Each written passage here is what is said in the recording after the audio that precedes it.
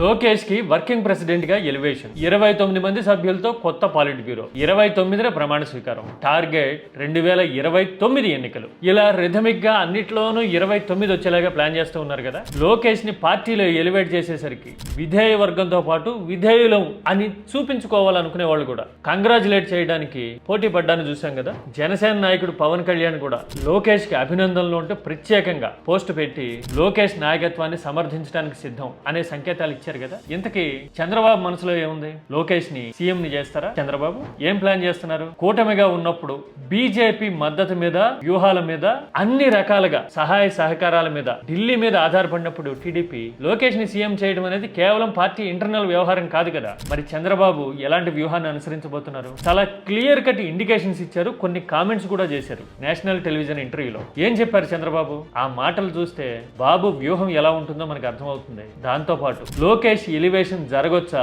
జరిగితే గనక ifs and buts ఉంటాయి కదా, కండిషనల్ క్లాజెస్, అవి ఎలాంటివి ఉండాలి అని చంద్రబాబు ఆలోచిస్తున్నారు అనే విషయం కూడా తెలుస్తుంది. మరి డీటెయిల్ గా చూద్దామా? లోకేష్ విషయంలో చంద్రబాబు ప్లాన్ ఏంటో తెలుసుకుందామా?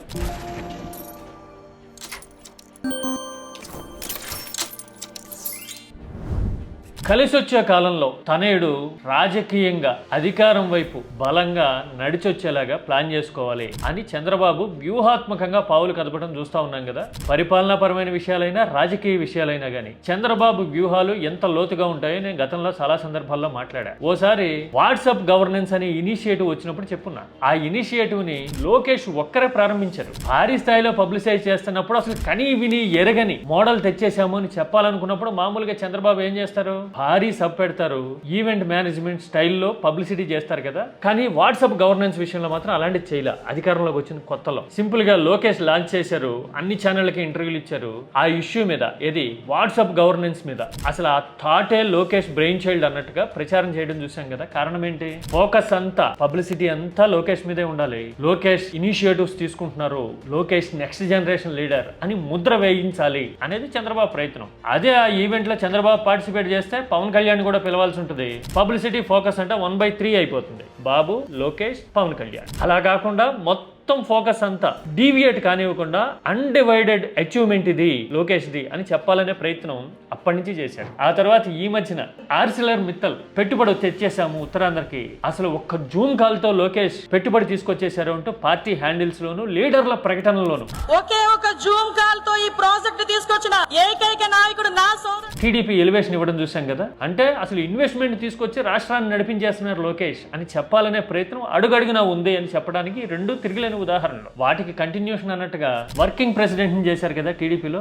లోకేష్ ని. మరి నెక్స్ట్ ముఖ్యమంత్రినా అనే స్పెక్యులేషన్ మీడియాలో రావడం పెరిగింది కదా. పైగా ఇంతకు ముందే ఎప్పుడు నితీష్ కుమార్ బీహార్ ముఖ్యమంత్రి పదవికి రాజీనామా చేసినప్పుడు చంద్రబాబు విషయంలో బీజేపీ వ్యూహం ఎలా ఉంటుంది అనే ఆలోచన వస్తుందేమో అని టీడీపీ మీడియా వ్యూహాత్మకంగా ఒక ఎలివేషన్ ఇచ్చింది కదా. చంద్రబాబు ఉప ప్రధానిగా ఢిల్లీ వెళ్తారా, లోకేష్ ని సీఎం చేస్తారా అని ఆ ఛానళ్లు చర్చలు పెట్టడం చూసాం. అంటే next any time Lokesh CM అయిపోతారు అని సంకేతాలు ఇవ్వడం వీటి వెనక ఉద్దేశం. మరి పార్టీలో వర్కింగ్ ప్రెసిడెంట్ ని కూడా చేశారు. మరి నెక్స్ట్ స్టెప్ ఏంటి? ఇదే మాట నేషనల్ మీడియా అడిగితే చంద్రబాబు చాలా వ్యూహాత్మకంగా సమాధానం చెప్పారు. Even today is taking so many responsibilities. చూశారు కదా, even today he is taking so many responsibilities అంటున్నారు. అంటే ఎలివేషన్ గురించి అడుగుతున్నారంటే ఇప్పుడు కూడా ఆయన చాలా బాధ్యతలు నిర్వర్తిస్తున్నారు కదా అని చెప్తూ ఉన్నారు. అంటే ప్రభుత్వ పరంగాను రాజకీయ పరంగాను లోకేషే కీలకం, అంతా ఆయనే నడిపిస్తున్నారు అని కొడుకుని ప్రొజెక్ట్ చేసేందుకు చాలా వ్యూహాత్మకంగా టాక్టికల్ గా ఈ డైలాగ్ అన్నారు. ఆ వెంటనే మళ్ళీ ఎలాంటి బ్యాక్ క్లాష్ రాకుండా నెగిటివ్ వస్తుందేమో అని జాగ్రత్త పడుతూ బ్యాలెన్సింగ్ గా ఇంకో మాట కూడా అన్నారు చూడండి. So many things it will come, so many things will come అన్నారు చూసారా. అంటే భవిష్యత్తులో మీరు చాలా చూడబోతున్నారు అని ఆ మాటకు అర్థం. భవిష్యత్ అంటే ఎప్పుడు 29 లోప చెప్పలేము సర్టెన్ గా. చాలా వ్యూహాత్మకంగా అన్న మాట అది. పైగా ఇదే వరుసలో ఇంకో కామెంట్ కూడా చేశారు చూడండి. Prime minister is very fond of youngsters. చూశారు కదా, నరేంద్ర మోడీ యంగ్ జనరేషన్ ని ఎంకరేజ్ చేస్తున్నారు పాలిటిక్స్ లో అని చెప్తున్నారు. అంటే లోకేష్ యంగ్ జనరేషన్ కాబట్టి లోకేష్ ని కూడా నరేంద్ర మోడీ ఎంకరేజ్ చేస్తున్నారు అనే అర్థం వచ్చేలాగా చాలా వ్యూహాత్మకంగా ప్యారలల్ లైన్స్ లాగా రెండు కనెక్ట్ అవ్వవు, అట్ ద సేమ్ టైం రెండు వేరు అనే అర్థం రాకూడదు అని ఇలా మాట్లాడడం కనపడింది కదా. బహుశా ఇలాంటి అభిప్రాయాన్ని స్ప్రెడ్ చేసేందుకేనేమో లోకేష్ తరచుగా ఢిల్లీ పర్యటనలు చేస్తా ఉన్నారు. మోడీతో కుటుంబ సమేతంగానో లేదంటే వ్యక్తిగతంగానో డిన్నర్ మీటింగ్లను, రాష్ట్ర అభివృద్ధి పరమైన సమావేశాలను ఈ మధ్యన కలుస్తా ఉన్నారు తరచుగా. అంటే మోడీకి దగ్గరగా ఉన్నారు లోకేష్, మోడీ లోకేష్ ని సమర్థిస్తున్నారు, సపోర్ట్ చేస్తున్నారు, ఎంకరేజ్ చేస్తున్నారు అనే ఫీలర్ ఇవ్వాలనేది ఈ ప్రొజెక్షన్ వెనుక వ్యూహం. చంద్రబాబు మాటలో కూడా అదే కనపడింది కదా. అంటే మొత్తంగా చూస్తే ఏమర్థమవుతుంది, లోకేష్ ని ముఖ్యమంత్రిని చేయాలన్నా ఫర్దర్ గా ఇది వర్కింగ్ ప్రెసిడెంట్ స్థాయి దాటి ఎలివేట్ చేయాలన్నా పార్టీలో గానీ ప్రభుత్వంలో గానీ చాలా కండిషనల్ క్లాజెస్ ఉన్నాయి. భాగస్వామ్య పక్షాల అభిప్రాయం కావాలి, సపోర్ట్ కావాలి. అందుకోసం వ్యూహాత్మకంగా వేచి చూసే ధోరణి. అన్నిటికీ మించి ఇప్పటికప్పుడు పార్టీ అధ్యక్షుడిని చేసేసిన, వర్కింగ్ ప్రెసిడెంట్ కాకుండా అధ్యక్షుడిని చేసేసిన లేదంటే ముఖ్యమంత్రిని చేసిన పవన్ కళ్యాణ్ సమర్థించడానికి సిద్ధంగా ఉండొచ్చేమో. ఎందుకంటే ఆయన టీడీపీకి కట్టుబడి ఉన్నాము 15 ఏళ్ల పాటు అని చెప్తూ ఉన్నారు కదా. అందుకని ఒకవేళ లోకేష్ ని ఎన్నికల ముందు ఎలివేట్ చేయాలి అనుకుంటే అది కౌంటర్ ప్రొడక్టివ్ కాగలదు, నెగిటివ్ రిజల్ట్ ఇచ్చే ప్రమాదం ఉంది అనే విషయం చంద్రబాబుకి తెలుసు. ఎందుకని 2029 ముందే లోకేష్ ని ఎలివేట్ చేశారనుకోండి, 2029 fight will be Jagan versus Lokesh అయిపోతుంది. అలా జరిగితే గనక నాయకత్వం పరంగా, క్యాలిబర్ పరంగా, ఇమేజ్ పరంగా, పొలిటికల్ పొటెన్షియాలిటీ పరంగా కంపారిజన్ వచ్చేస్తుంది.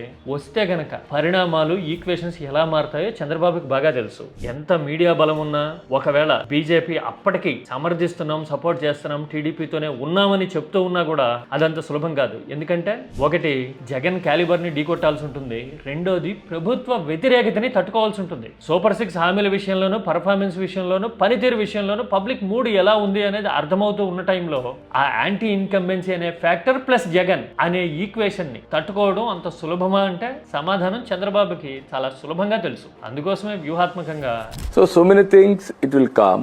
అన్నారు తప్పితే ఆ విల్ అనేది ఫ్యూచర్ టెన్స్, ఎప్పుడు ఆ ఫ్యూచర్ నిజమవుతుంది అనేది చెప్పలేని పరిస్థితి. అంటే దీని అర్థం ఏంటి, భవిష్యత్తులో చాలా సవాళ్లు ఉండబోతున్నాయి. అందుకోసం ఇప్పటికింతే, తర్వాత సంగతి తర్వాత చూద్దాం. మోడీ ఆశీస్సులు ముఖ్యం, భాగస్వామ్య పక్షాలు తనని సపోర్ట్ చేసినట్టే తన కొడుకుని సమర్థించాల్సి ఉంది కదా అనే ఆలోచన ఆ మాటల వెనక ఉంది అని అనుకోవాల్సి ఉంటుంది. వీటన్నిటిని బట్టి చూస్తే టీడీపీలో లోకేష్ ఎలివేషన్ అయినా, ముఖ్యమంత్రిని చేయటం అయినా అది కేవలం చంద్రబాబుకి సంబంధించిన నిర్ణయం కాదు, బీజేపీ దయాదాక్షిణ్యాలకు సంబంధించిన విషయం. మిత్రపక్షం జనసేన ఎలా రియాక్ట్ అవుతుందో అప్పటికప్పుడు కాకపోయినా ఆ తర్వాత అయినా అని ఆ కాంబినేషన్స్ ని, సిచ్యువేషన్స్ ని అంచనా వేయడానికి సంబంధించిన పాయింట్ అని అర్థమవుతుంది మనకి. పొత్తుల మీద ఆధారపడినప్పుడు కూటమిగా మాత్రమే సర్వైవ్ కాగలుగుతాం అని క్లారిటీ ఉన్నప్పుడు రాజకీయ లెక్కలు ఇలాగే ఉంటాయేమో కదా. మీరైతే ఏమంటారు? లోకేష్ ఎలివేషన్ విషయంలో చంద్రబాబు ఆలోచన ప్రాక్టికల్ గానే ఉందనుకోవాలా? తనయుణ్ణి చంద్రబాబు ముఖ్యమంత్రిని చేయగలుగుతారా? కామెంట్ సబ్జెక్ట్ ఓరియంటెడ్ గా మాత్రమే చేయండి, పార్లమెంటరీ లాంగ్వేజ్ మాత్రమే ఉపయోగించండి. This is key tax policy